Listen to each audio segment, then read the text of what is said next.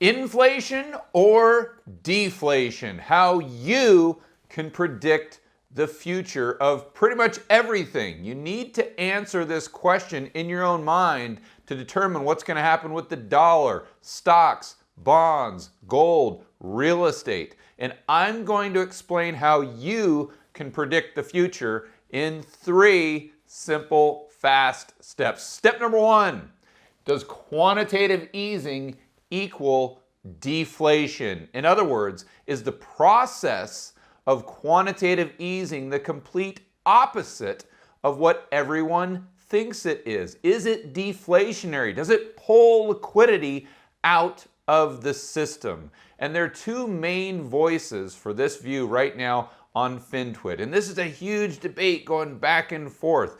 2 of my really good buddies I've got a tremendous amount of respect for. Number 1, right here, obviously, Brent Johnson, without his bathrobe.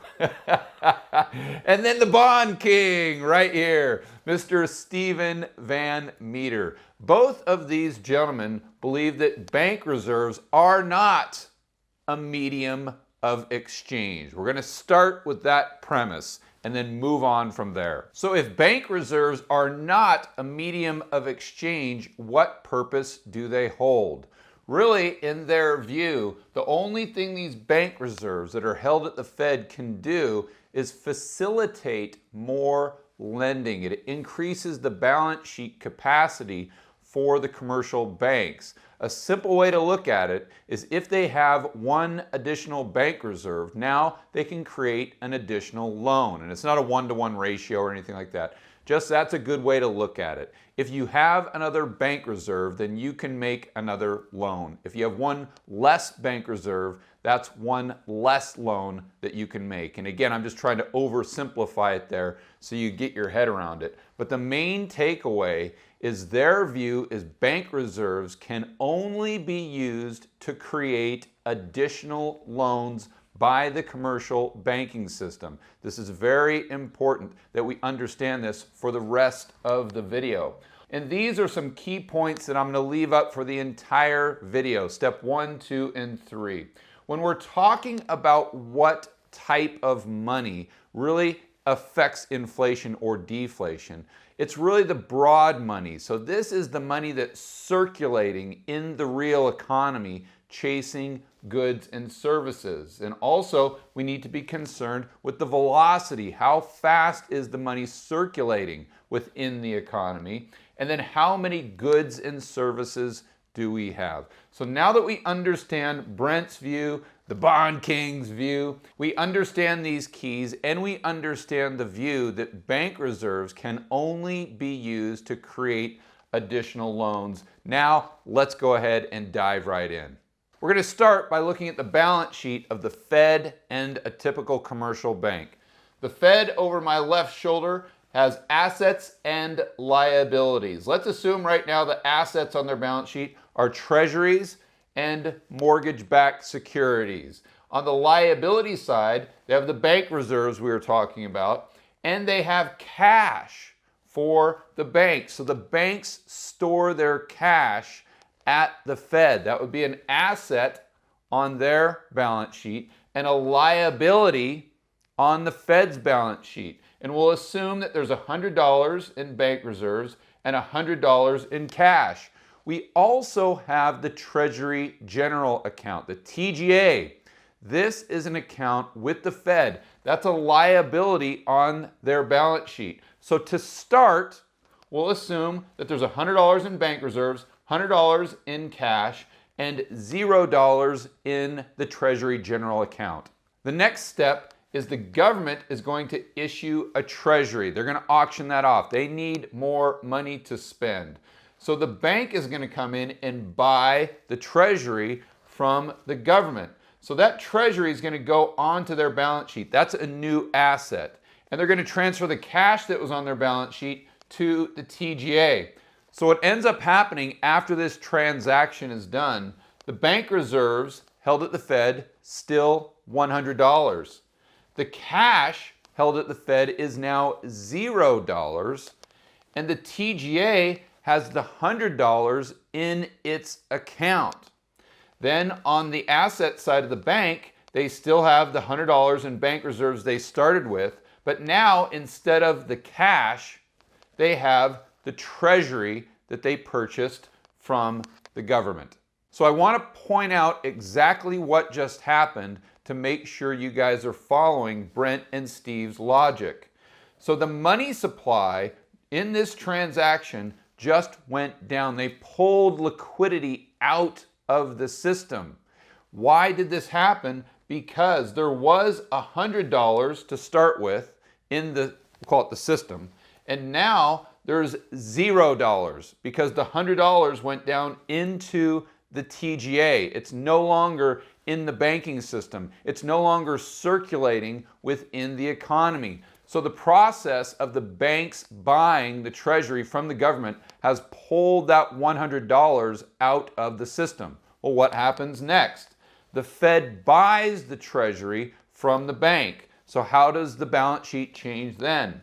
Now what we have is $200 in bank reserves. So this is where the Fed, quote unquote, prints money. They're not really printing money, they're printing bank reserves. So to buy the treasuries from the commercial bank, the Fed prints up $100 of bank reserves and adds it to their account. The treasuries then go from the asset side of the bank's balance sheet over to the asset side of the Fed's balance sheet. So now we have $200 in aggregate total in bank reserves. The $100 is still in the TGA, and there's zero cash for the banks.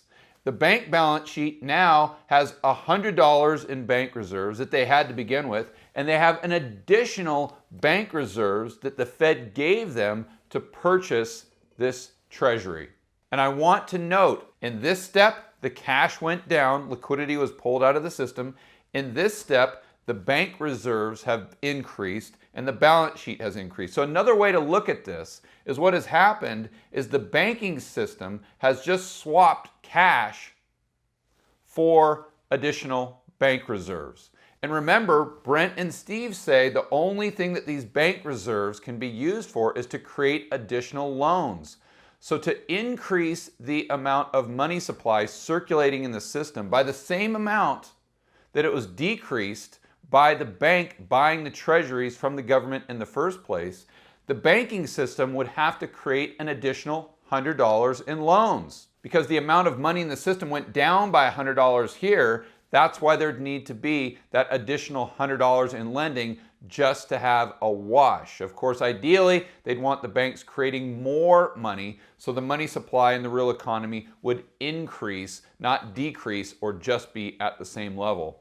But Brent and Steve will come in and say, listen, the banks aren't lending. Sure, they give a loan here and there, but on net balance, people are paying off a lot more loans than these new loans are being created. Or at the very least, there's more liquidity being pulled out of the system through the process of quantitative easing than there's money being injected back into the system by these retail banks creating additional loans for consumers, entrepreneurs, businesses, etc. This is why they say quantitative easing is actually deflationary.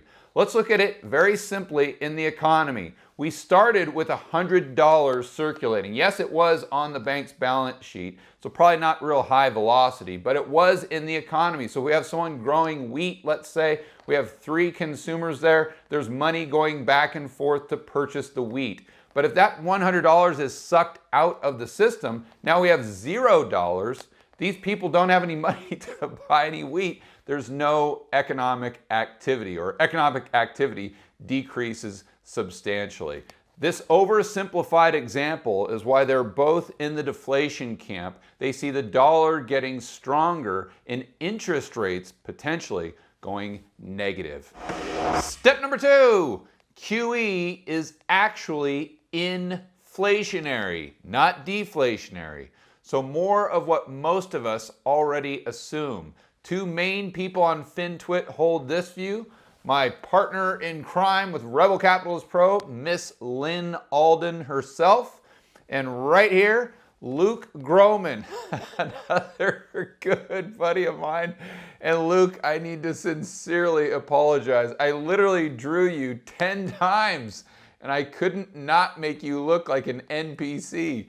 So this is NPC Luke Gromen thinks that QE is definitely inflationary. Luke, sorry about that, buddy. Okay, so the process is pretty much the same, but they think that bank reserves are actually a medium of exchange. So what happens is the cash on the bank's balance sheet really is just a bank reserve that they can use to create more loans, or they can use it to buy financial assets, which include treasuries the government issues. And that is a massive difference. That's night and day. So let me walk you guys through why that's such a big deal. The balance sheet of the Fed is still the same, starts with $200, just bank reserves. The balance sheet of the bank, same thing, $200. Bank reserves, the liability or customer deposits, and then the assets on the Fed's balance sheets, just the treasuries, mortgage-backed securities. We go through the process of the government selling the treasury to the bank. Same thing in step number one.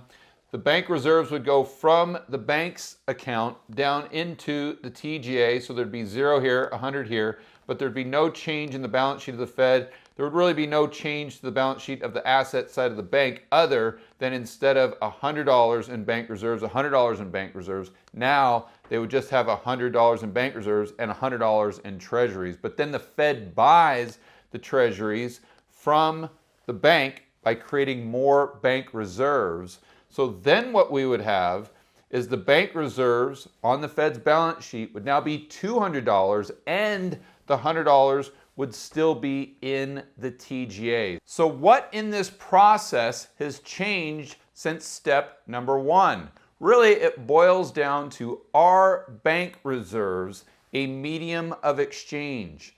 If they're not a medium of exchange, like Brent and Steve believe, then the liquidity has been sucked out of the system, because we started with $100 of cash and that was the only thing on the Fed's balance sheet that was a unit of exchange.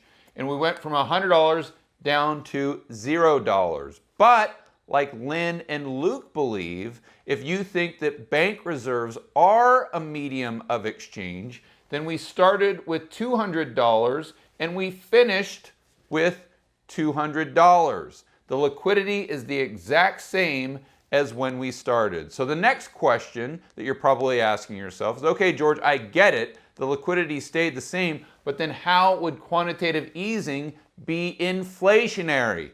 Editor, let's zoom in so we can address this next topic.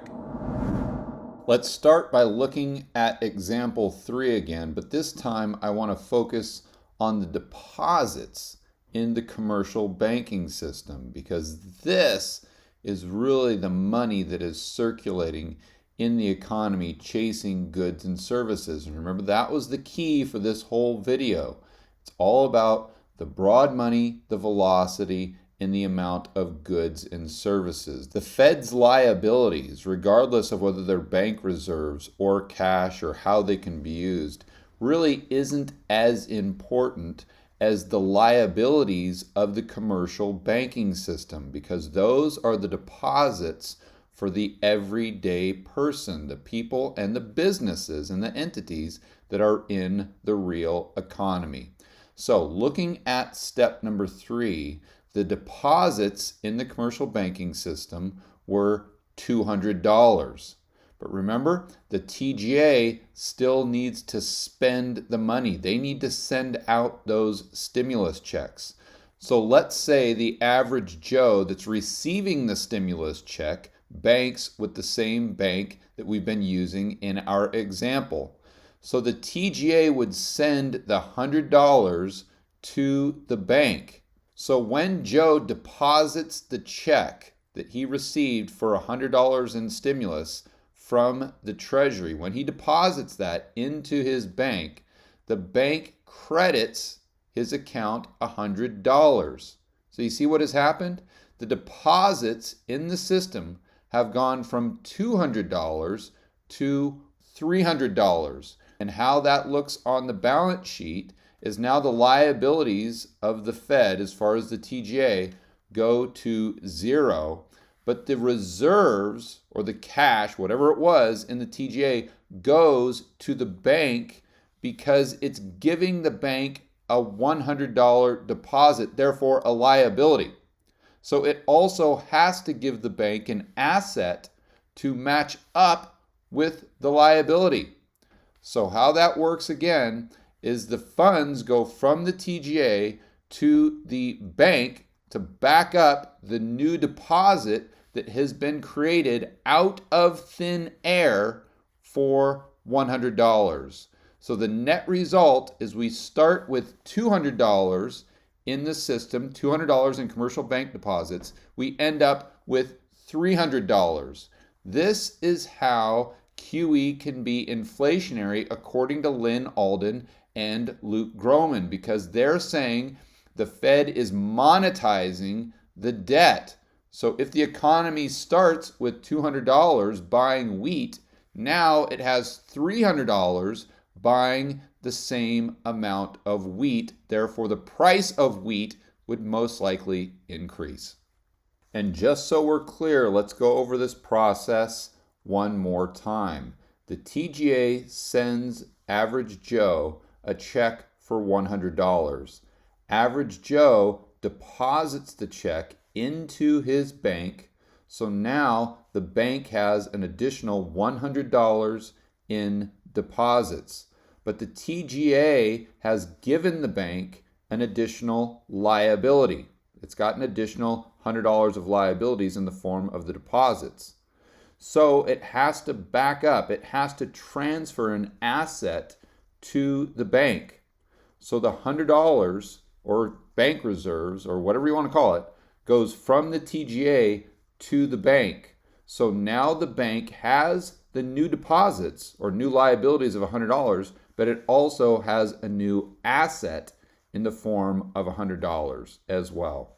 There's now $300 in bank reserves, $0 in the TGA. The asset side of the bank's balance sheet has $300. Of course, the liability side has $300 as well. We've gone from $200 of commercial bank liabilities to $300 of commercial bank liabilities. And the deposits in the commercial banking system of everyday people and entities that are out there spending money on goods and services, those deposits that are the liabilities of the commercial banking system, is what really matters the most when we're trying to figure out if the future is inflationary or deflationary, because those deposits represent the purchasing power that's going to be chasing a certain amount of goods and services.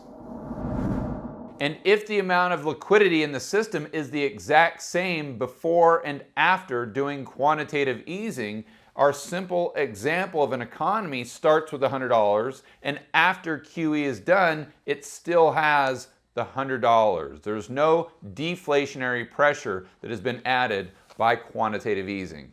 And I want to be crystal clear. I'm not saying that one group is right and one group is wrong. The only thing I'm trying to do is explain their positions so you can understand them and make better decisions for yourself moving forward. You've got to realize that what we're playing with here is a 100-piece jigsaw puzzle where we really only have 10 pieces. And we're trying to figure out to the best of our ability, not just you and I, but also Lyn, Luke, Steve, and Brent. We're trying to figure out what the whole entire picture looks like with just those 10 pieces of the puzzle. There's 90 pieces actually missing, so there's a lot left to interpretation. And if you want my view or how I see things, if you want my interpretation of what's going on, unfortunately, you're going to have to wait for step number 3, and that's going to be in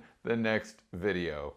For more content that'll help you build wealth and thrive in a world of out-of-control central banks and big governments, check out this playlist right here, and I will see you on the next video.